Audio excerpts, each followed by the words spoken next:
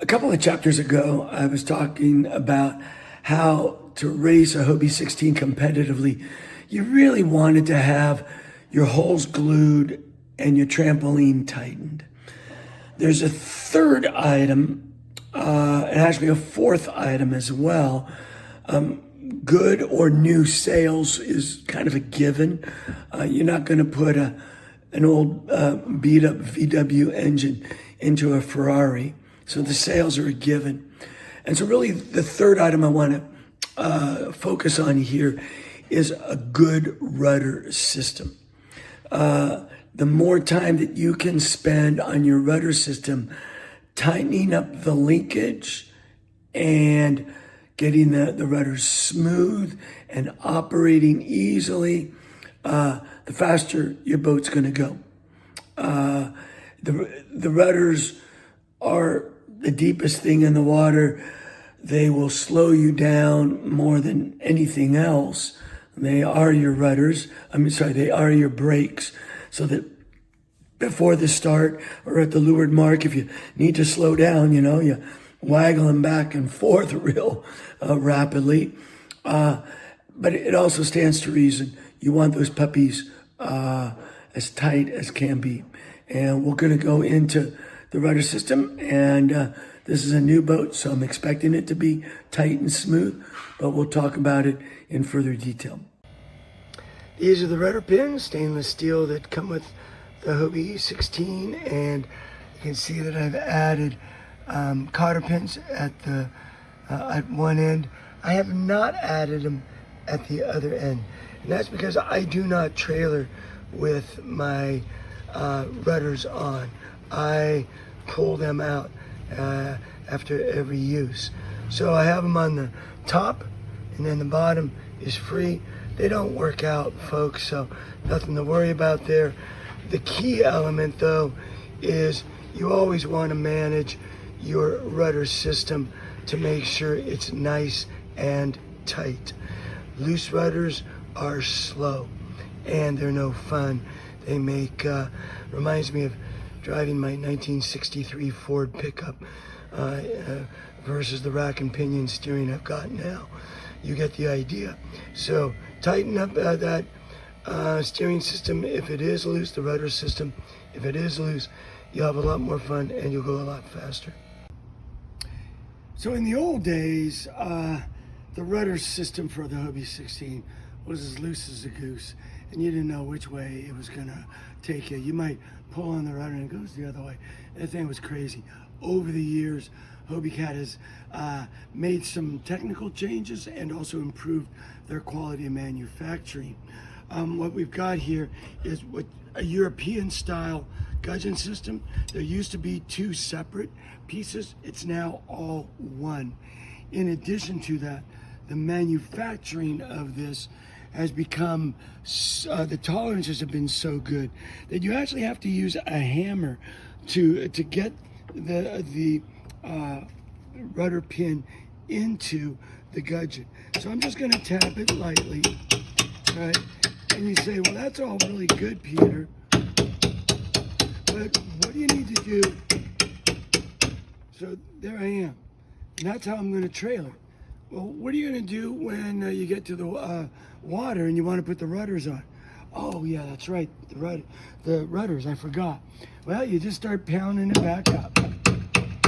But just tap it.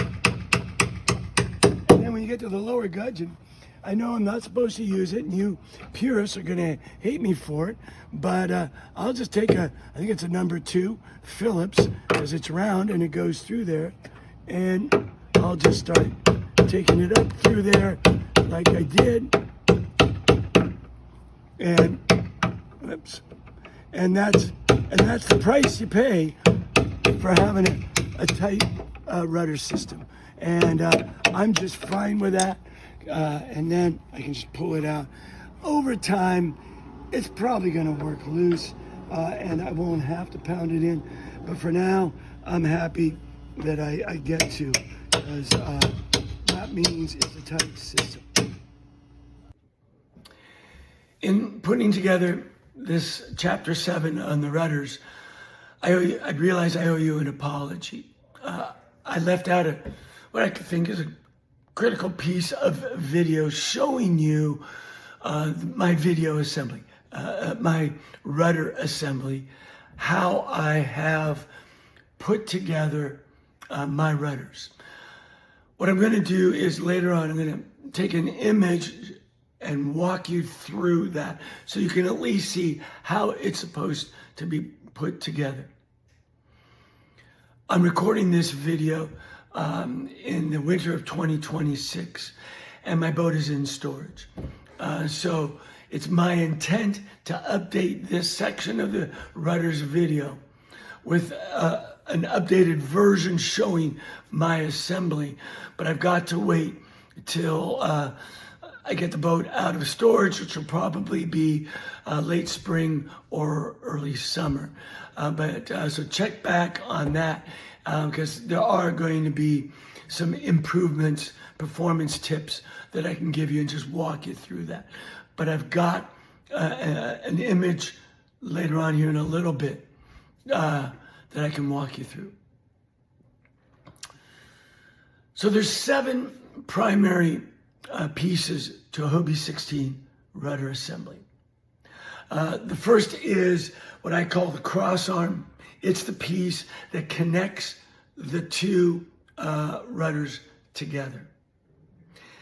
And then you've got 2 rudder arms, 2 rudder castings, and the rudders themselves. Before I get into those other 6, I do want to walk you through the rudder crossarm. It's roughly 8 feet long, aluminum tube, you'll see. It has 2 ends that can do 360 degrees, okay? And on those ends are holes, all right?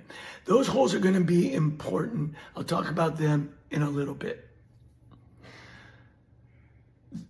The rudder also has a fixed end, meaning it just has that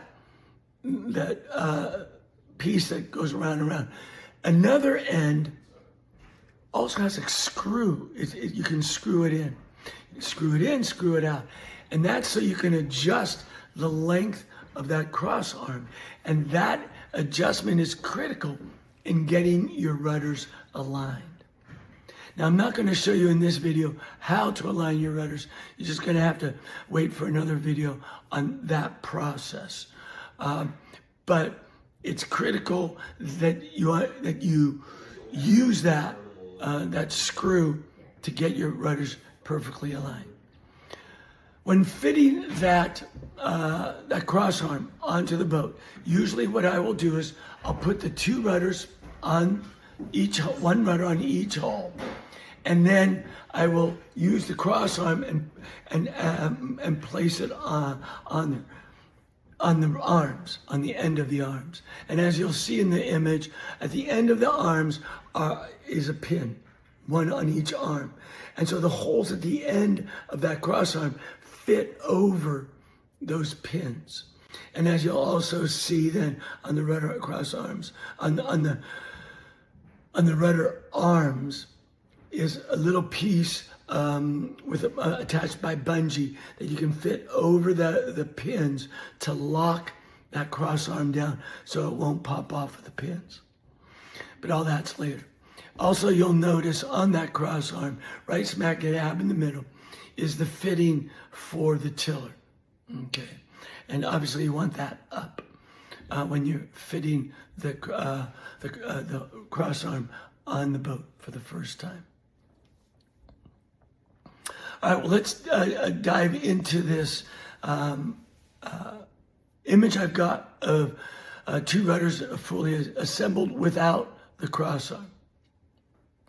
So what you'll notice now, we've got 2 white EPO3s.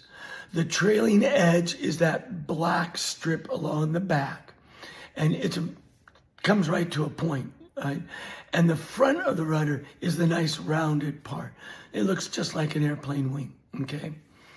At the top of the rudder is the rudder arm, and the rudder arm attaches to the rudder in the back of the rudder at the very top. And there's a rudder bolt going through it, okay?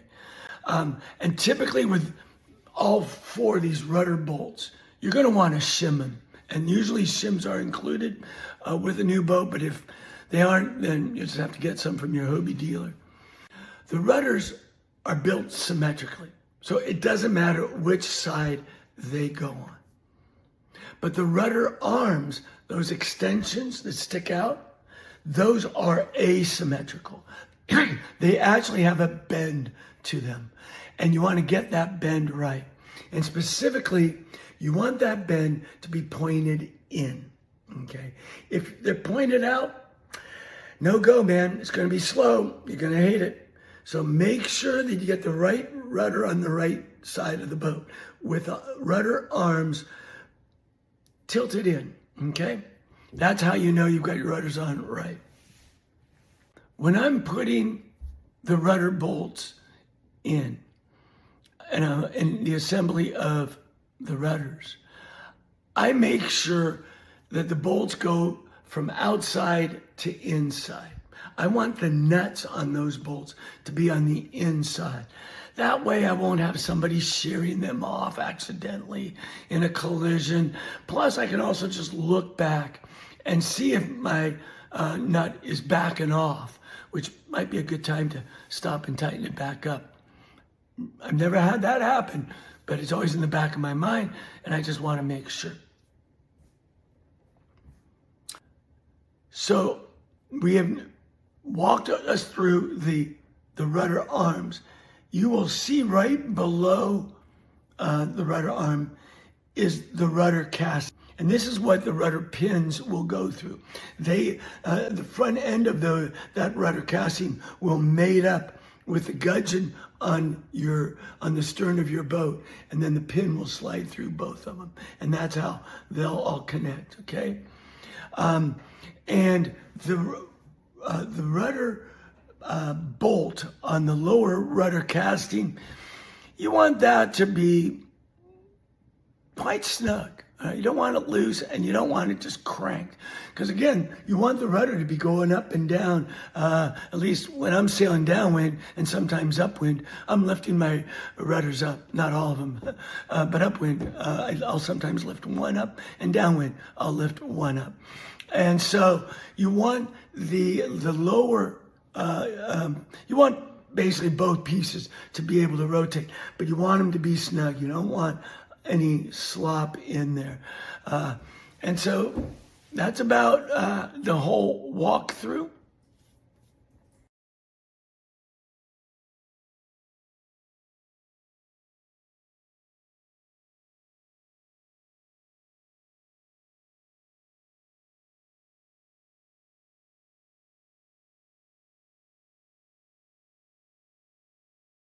Okay, so now you've had a chance to hopefully get a visual on how these all go together.